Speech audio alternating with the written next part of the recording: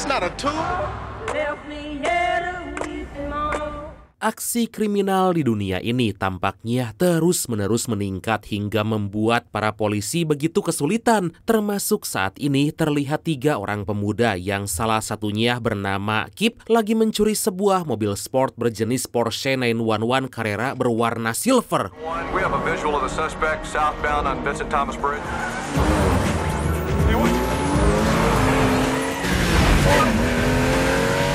Atas kelakuan mereka itulah para polisi yang berada dekat dengan mereka langsung menggaspol mobil. Terjadi aksi kejar-kejaran yang begitu edun lah pokoknya, Brad, membuat kita seolah-olah terbawa suasana.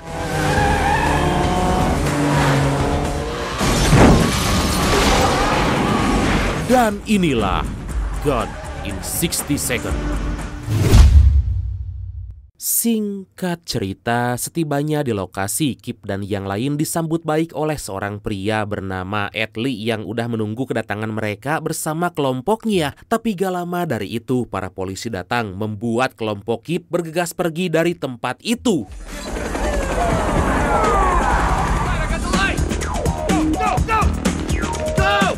Beruntung sebelum mereka pergi, Kip dan yang lain menghapus rencana yang telah mereka buat di sebuah dinding. Saat mereka akan membawa kabur sebuah lampu ultraviolet, sayangnya Kip yang terlalu terburu-buru dan ketakutan gak sengaja memecahkan lampu itu. We didn't get a single one of them, and we are talking about professionals. Dikarenakan gak tampak kerusakan pada mekanisme kunci, kolom kemudi ataupun kunci kontak, detektif kepolisian yang bernama Roland menyimpulkan kalau semua ini adalah perbuatan para pencuri profesional karena mobil-mobil yang mereka curi hanya mobil-mobil mahal seperti Mercedes-Benz keluaran terbaru, Porsche 911 Carrera, dan masih banyak yang lainnya. Dengan begitu, Roland memerintahkan orang kepercayaan yang bernama Dreykov untuk mencari tahu dealer mana yang menjual kunci cadangan, servis, dan lain sebagainya. Dan demi menguak dalang di balik kasus ini, Roland terpaksa menyita semua mobil mewah itu selama 1 bulan. Speed is a byproduct. Going fast. But remember, the car is you. Di sisi lain terlihat seorang pria bernama Randall lagi mengajar dan melatih anak-anak usia dini untuk ajang balapan go-kart mini. Saat Randall lagi asik-asiknya mengajari mereka, tanpa diduga Ed Lee datang menghampiri Randall. What you pay your pit crews with? Oreos and gummy bears? Ternyata Randall merupakan kakak kandung dari Kip yang sekaligus Randall merupakan seorang legenda pencuri mobil mewah di Amerika. Karena kesalahan mereka semalam, Kip yang bertanggung jawab atas aksi pencurian yang mereka lakukan kini lagi disiksa habis-habisan oleh Raymond Calitri, orang yang menyuruh Kip.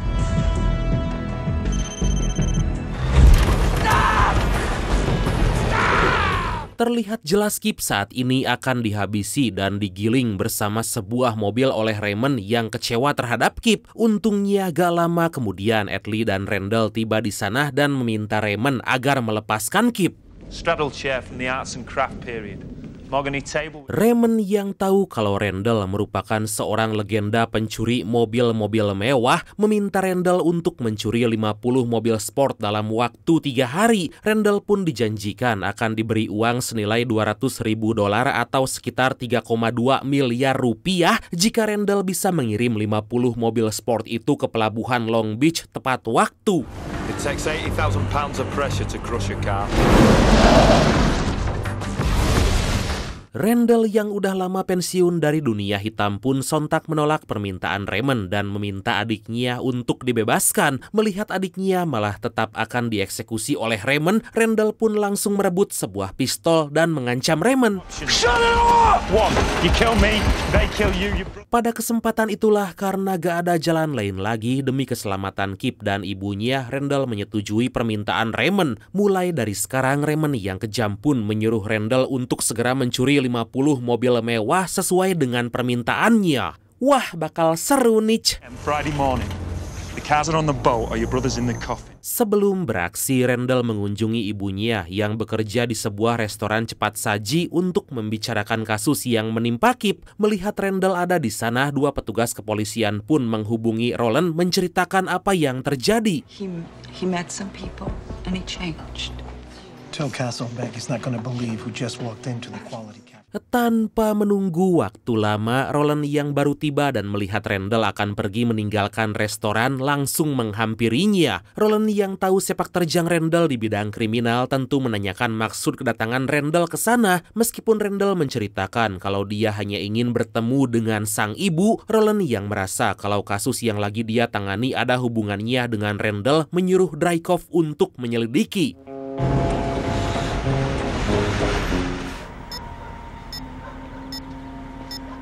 Satu jam kemudian, terlihat Randall mengunjungi temannya yang bernama Otto yang lagi sibuk mereparasi sebuah mobil. Diketahui Otto sendiri merupakan salah satu kelompok Randall seperti halnya Edley yang pernah ikut serta dalam aksi pencurian yang dilakukan Randall tempo dulu. Raymond Calitri. He's a jackal. Di hadapan Otto, Randall menceritakan masalah yang lagi dia hadapi demi bisa menyelamatkan Kip dan sang ibu. Otto yang awalnya menolak ajakan Randall untuk kembali beraksi pun seketika mengurungkan niatnya dan menyetujui ajakan Randall. These days, I'm all about second chances.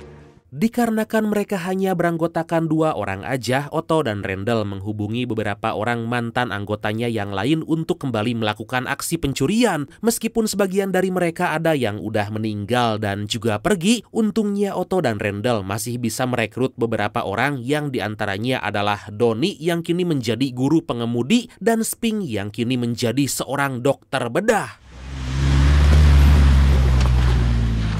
Setelah Donnie dan Spink bersedia, Randall menghampiri mantan kekasihnya yang ternyata si eksotik Teteh Angelina Jolie yang berperan sebagai Sway. Sway yang juga handal dalam melakukan aksi pencurian memutuskan untuk gak ikut dengan Randall karena ternyata Sway yang baru-baru ini dihapus jejak kriminalnya oleh polisi ingin hidup tentram dan gak mau lagi berurusan dengan apapun yang berbau kriminal. Yeah, how about that drink? Dengan rasa kecewanya, Randall pun keluar dari bar dan akan memasuki mobilnya. Tapi gak lama dari itu muncul sekelompok pemuda yang dipimpin oleh seorang pria yang kita sebut Yanto aja lah ya sesuai request, gak terima dengan Randall yang telah mencuri pekerjaan mereka. Saat Randall dihajar habis-habisan oleh kelompok Yanto, tanpa diduga dari arah belakang muncul Spink yang tanpa basa-basi meledakkan mobil kelompok Yanto. Terjadi aksi perkelahian yang cukup singkat di antara mereka yang pada akhirnya dimenangkan oleh Randall dan juga Spink.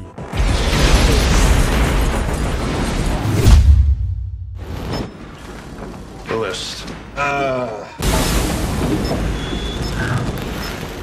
Singkat cerita, di tempat persembunyian mereka, Randall memberikan beberapa daftar 50 mobil yang harus mereka curi. Di antaranya ada Shelby GT 500, Toyota Land Cruiser, Toyota Supra, dan masih banyak yang lainnya. Di tengah perbincangan mereka, muncul Kip dan kelompoknya yang ingin bergabung melakukan aksi pencurian. Well, actually, we actually came to talk about some things. About what? Meskipun sempat terjadi perdebatan di antara Kip dan Randall karena Randall gak mau adiknya ikut campur dalam aksi pencurian, Otto menengahi mereka menyarankan Randall agar memberi kesempatan pada kelompok Kip. You guys have any skills at all? Atas hal itulah Kip mulai memperkenalkan anggotanya, yaitu si ahli elektronik bernama TJ, Tumbler si ahli mengemudi, Toby si ahli peretasan, dan yang terakhir adalah Freb si peluru atau tumbal. Merasa kemampuan mereka berguna, akhirnya Randall dapat menerima kelompok Kip. You take your orders from me. If you have any problems with that, you can leave now. Di waktu yang sama, setelah sekian lama menelusuri seluk-beluk kota, akhirnya Roland dan Drycoff menemukan si ahli pembuat kunci. Pria itu bernama James yang akhir-akhir ini ternyata melakukan transaksi dengan kelompok Kip. James yang diancam oleh Roland pun terpaksa mau bekerja sama dengan polisi dan memberikan beberapa informasi. What do you want me to do? When he comes back, you call us. Beberapa waktu kemudian terlihat Otto dan Randall lagi menerangkan kalau pencurian yang akan mereka lakukan hanya 1 malam aja. Walau terdengar sedikit gila, tapi ini semua dilakukan agar mereka gak tertangkap oleh polisi. I got addresses on Hillary, Natalie, and Tracy. Toby, hack into the insurance database and find as many cars as Toby pun mulai beraksi yang mana dia meretas memasuki database ke perusahaan asuransi untuk menemukan mobil yang mereka incar sebanyak mungkin, sementara Donnie memeriksa DMV untuk daftar mobil yang tersisa. My name is Roger, sir. May I... Randall pun gak tinggal diam di mana dia memasuki salah satu dealer mobil Ferrari untuk memastikan kalau mobil yang mereka incar ada di sana. Di waktu yang bersamaan, Roland dan Drykov mendapat kabar dari James kalau kelompok Kip memesan kunci lagi dan akan mengambilnya sore nanti. The El Spirito, the Graziella, sales... Di pelabuhan saat Randall dan Otto menjelaskan pada kelompok Kip kalau mereka harus langsung membawa mobil curian ke tempat tersebut, tiba-tiba Randall dibuat kaget oleh kedatangan Sway yang ingin bergabung melakukan aksi pencurian. Fellas, this is Sway. Singkat cerita, Tumbler pun menghampiri James untuk mengambil beberapa kunci pesanannya. Gak mau targetnya kabur begitu aja, diam-diam Roland dan Drykov pun mengikuti Tumbler.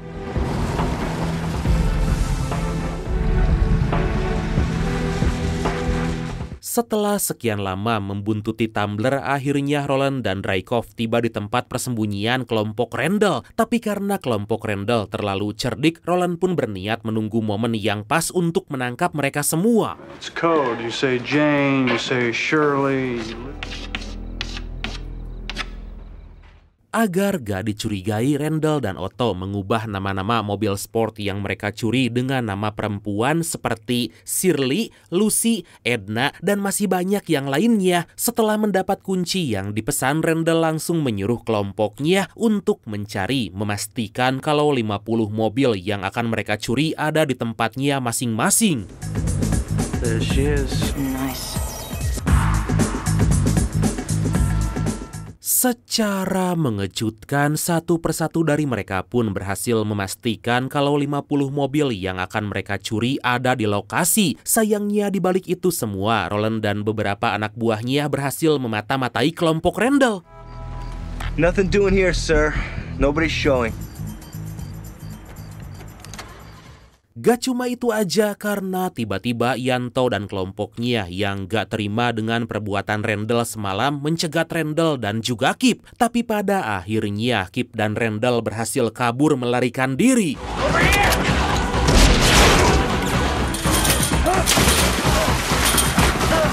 Setibanya di sebuah restoran, Yanto yang melihat kalau ada mobil polisi yang terparkir tentu aja lebih memilih menunggu Kip dan Randall di luar. Saat itulah gak ada jalan lain lagi. Randall menyuruh Kip untuk mengaitkan sebuah kail dari truk derek ke mobil yang ditumpangi Yanto diam-diam, dan kemudian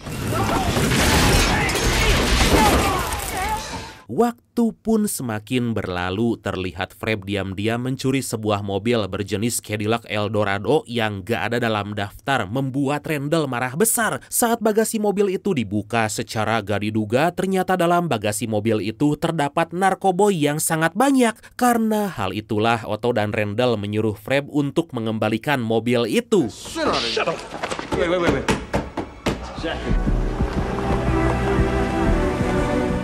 Gak lama kemudian, tiba-tiba Roland datang mengunjungi tempat persembunyian kelompok Randall untuk menyelidiki tempat itu. Beruntung sebelum Roland memasuki gudang, Randall dan yang lain berhasil menyembunyikan narkoboy yang mereka dapat dan semua barang-barang yang mencurigakan.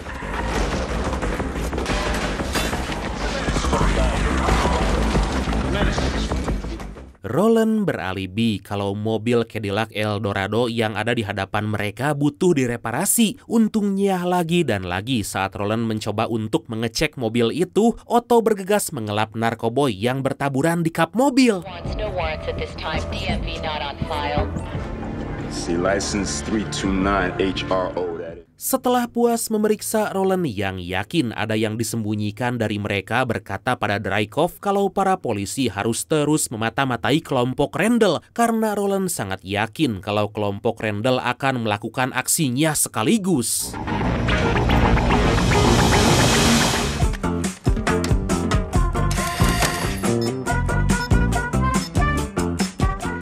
Beberapa jam kemudian, akhirnya Randall dan kelompoknya melakukan tugas mereka masing-masing mencuri 50 mobil yang terdapat dalam daftar. Pertama-tama mereka semua memasuki garasi dealer mobil Ferrari yang sebelumnya dikunjungi Randall, dan di sanalah Randall dan kelompoknya berhasil menggasak beberapa mobil Ferrari. Wow!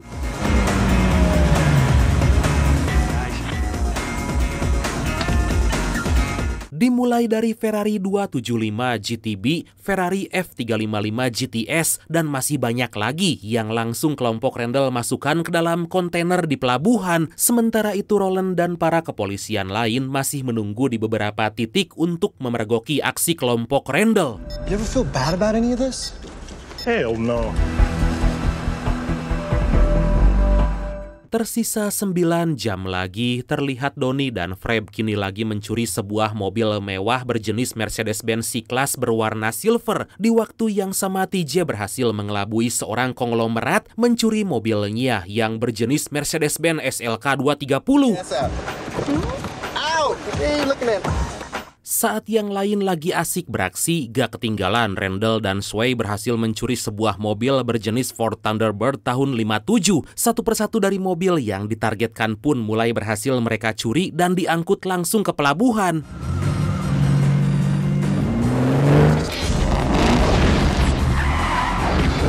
Beberapa waktu kemudian saat Randall akan kembali beraksi, Randall yang merasa ada hal yang janggal pun mengurungkan niatnya dan pergi dari sana. Roland dan para polisi pun sontak heran karena Randall bisa tahu kalau mereka lagi membuntuti kelompoknya.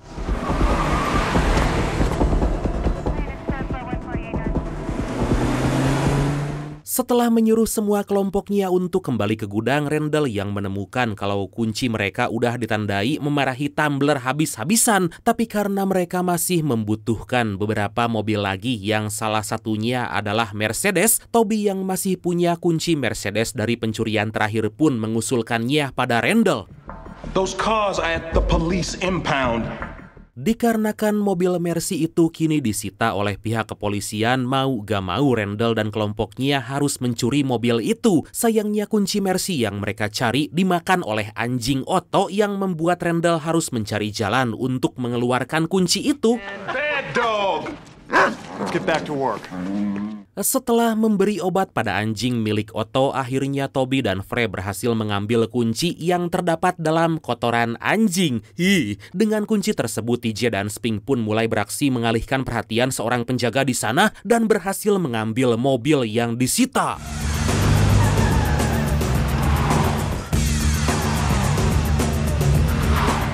Di sisi lain, Roland yang memeriksa kembali berkas-berkas penyelidikannya beberapa hari lalu baru ngeh dengan pecahan lampu ultraviolet yang dia temukan. Atas hal itulah, Roland dan Dreykov segera pergi ke TKP sebelumnya. See this glass right here? Let me get it. Dan benar aja mereka menemukan beberapa tulisan yang menyala jika terkena lampu UV. Tulisan-tulisan itu merupakan daftar beberapa mobil yang akan dicuri kelompok Kip sebelumnya. Dengan ditemukannya tulisan itu, Roland dan Dreykov segera meluncur ke beberapa tempat yang memiliki mobil-mobil tersebut. Gone. Cadillac, same. Where we going? Tersisa kurang dari 1 jam lagi, Randall dan kelompoknya harus melengkapi 50 mobil yang kini hanya tersisa 1 lagi, yaitu Shelby GT 500. Dengan diantar oleh Sway, akhirnya Randall berhasil mencuri mobil itu. Tapi saat mereka baru aja akan pergi dari tempat itu, terlihat Roland dan para polisi memergoki aksi mereka.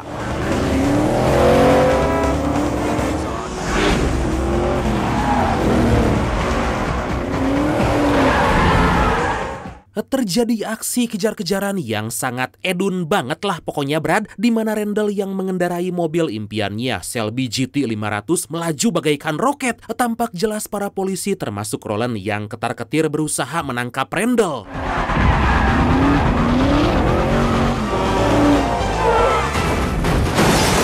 Meskipun para polisi telah mengerahkan semua kemampuannya dan sebuah helikopter, tetap aja Randall bisa mengelabui mereka semua. Hingga di suatu momen, tepatnya di ujung jembatan, secara mengejutkan Randall membulatkan tekadnya melompati sebuah mobil.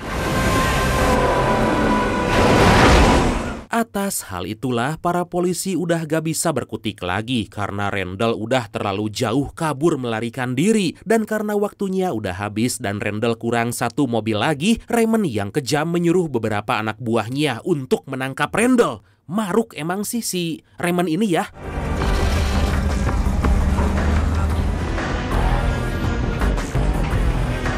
Kembali ke Randall yang baru tiba di tempat Raymond langsung dihajar habis-habisan oleh para anak buah Raymond. Meskipun Randall sempat berkata kalau dia hanya terlambat 12 menit, si tangkurak Raymond yang gak ada hati nuraninya sama sekali menyuruh kedua anak buahnya untuk mengeksekusi Randall. Where would you like it, sir? In the head. Saat Randall akan dieksekusi, tiba-tiba Atlee dan Kip udah ada di sana dan dapat menyelamatkan Randall. Tanpa basa-basi, Randall yang emosi pun langsung menghajar Raymond habis-habisan. Mamam tah Randall, Raymond. Biggest mistake trying to kill me. Di tengah pertarungan mereka, Randall yang lagi bersembunyi karena Raymond terus-menerus menembakinya. Melihat Roland dan Dreykov yang baru tiba di tempat itu berniat untuk menangkapnya. Di tengah situasi yang semakin chaos itulah Randall yang melihat kalau Roland akan ditembak oleh Raymond secara gak diduga. Tanpa pikir panjang menyerang Raymond yang membuatnya tewas saat itu juga. Akhirnya Roland yang punya hutang budi pun dengan tulus memerintahkan Randall untuk pergi dan dia akan menutup kasus Randall. Sebelum kepergiannya itulah Randall membongkar kejahatannya sendiri, menyuruh Roland memeriksa pelabuhan.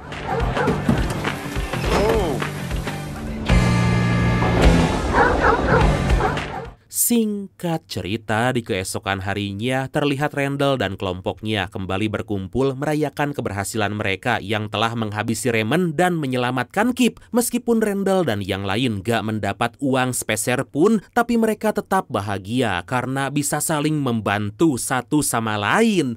Nah, itu baru sahabat. I have something for you. Saat itulah secara mengejutkan Kip yang tahu kalau kakaknya sangat menyukai mobil Shelby GT 500 tiba-tiba memberikan mobil yang telah dia reparasi dengan Otto. Meskipun Kip dan Otto dapatkan mobil itu dari tempat pembuangan, tapi Randall sangat menyukainya dan menghargai apa yang mereka lakukan. Dan akhirnya film ini pun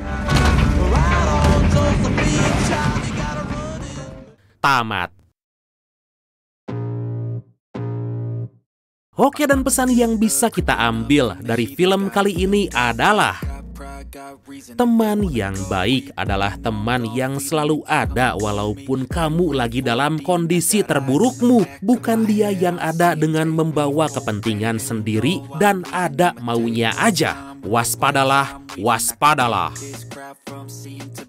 Oke bradku, makasih banyak udah nonton sampai akhir. Seperti biasa mohon maaf karena masih banyak kekurangan. Semoga kalian dan keluarga sehat selalu. Salam sukses, salam santuy dan see you next time. Bye-bye.